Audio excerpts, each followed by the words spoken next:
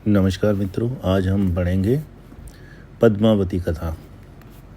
सिंहल द्वीप के राजा गंधर्व सेन की कन्या पद्मावती रूप और गुण में जगत में अद्वितीय थी। उसके योग्य वर न मिलता था।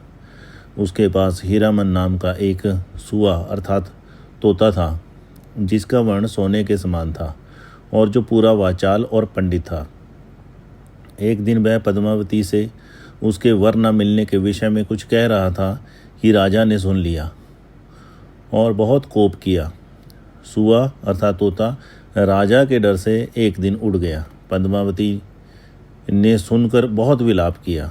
सुआ वन में उड़ता उड़ता एक बहेलिया के हाथ में पड़ गया, जिसने बाजार में लाकर उसे चित्तौड़ के एक ब्राह्मण के हाथ बेच दिया। उस ब्राह्मण को 1 लाख देकर चित्तौड़ के राजा रतन सेन ने उसे ले लिया। धीरे धीरे रतन सेन उसे बहुत चाहने लगा। एक दिन जब राजा शिकार को गया, तब उसकी रानी नागमती ने, जिसे अपने रूप पर बड़ा गर्व था, आकर सुए से पूछा कि संसार में मेरे समान सुंदरी भी कहीं है। इस पर सुआ हंसा और उसने सिंहल की पद्मिनी का वर्णन करके कहा कि उसमें और तुम में दिन और अंधेरी रात का अंतर है। रानी ने इस भय से कि कहीं यह सुआ राजा से भी पद्मिनी की रूप की प्रशंसा ना करे, उसे मारने की आज्ञा दे दी। पर चेरी अर्थात दासी ने उसे राजा के भय से मारा नहीं, अपने पास छिपा रखा। लौटने पर जब सुए के बिना राजा रतन सेन बहुत व्याकुल और क्रुद्ध हुआ, तब सुआ लाया गया और उसने सारी व्यथा कह सुनाई। पद्मिनी के रूप का वर्णन सुनकर राजा मूर्छित हो गया। अंत में वियोग से व्याकुल होकर उसकी खोज में घर से जोगी होकर निकल पड़ा। उसके आगे आगे राह दिखाने वाला वही हीरामन सुआ था और साथ में 16,000 कुंवर जोगियों के वेश में थे।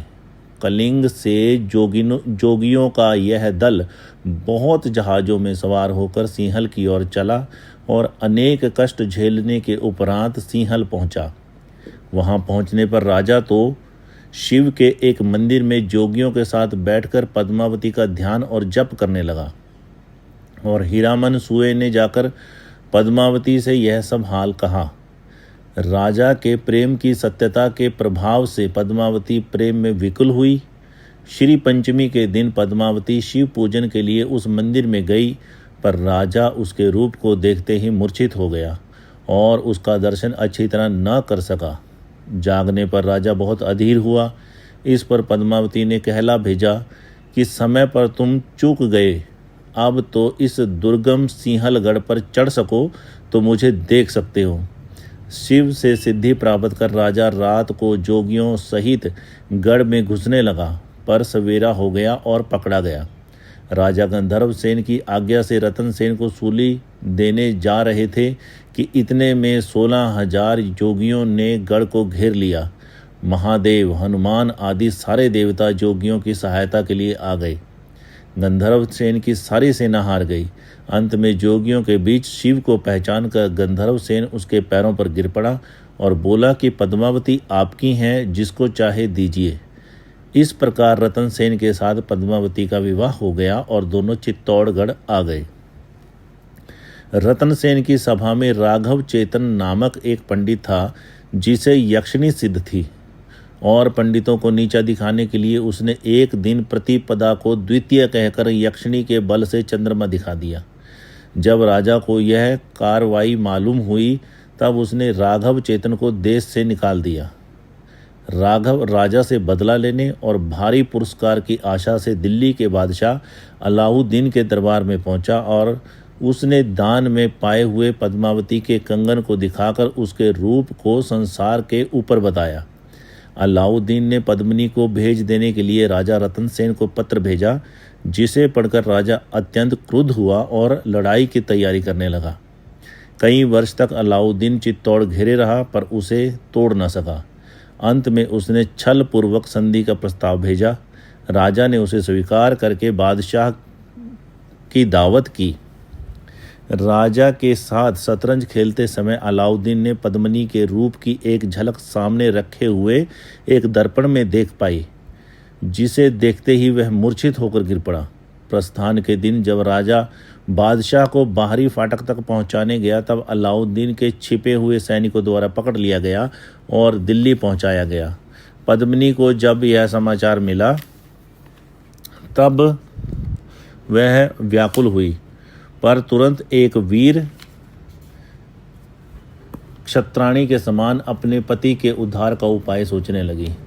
गोरा बादल नाम के 2 वीर क्षत्रिय सरदार 700 पालकियों में सशस्त्र सैनिक छिपाकर दिल्ली पहुंचे और बादशाह के पास यह संवाद भेजा कि पद्मिनी अपने पति से थोड़ी देर मिलकर तब आपके हरम में जाएगी। आज्ञा मिलते ही एक ढकी पालकी राजा की कोठरी के पास रखी गई और उसमें से एक लोहार ने निकलकर राजा की बेड़ियां काट दी। रतनसेन पहले से ही तैयार एक घोड़े पर सवार होकर निकल आए। शाही सेना पीछे आते देखकर वृद्ध गोरा तो कुछ सिपाहियों के साथ उस सेना को रोकता रहा और बादल रतनसेन को लेकर चित्तौड़ पहुंच गया।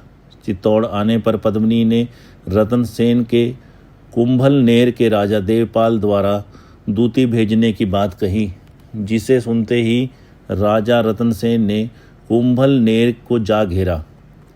लड़ाई में देवपाल और रतनसेन दोनों मारे गए। रतनसेन का शव चित्तौड़ लाया गया। उसकी दोनों रानियां नागमती और पद्मावती हंसते हंसते पति के शव के साथ चिता में बैठ गई। पीछे जब सेना सहित अलाउद्दीन चित्तौड़ पहुंचा तब वहां राख के ढेर के सिवा उसे कुछ न मिला। धन्यवाद।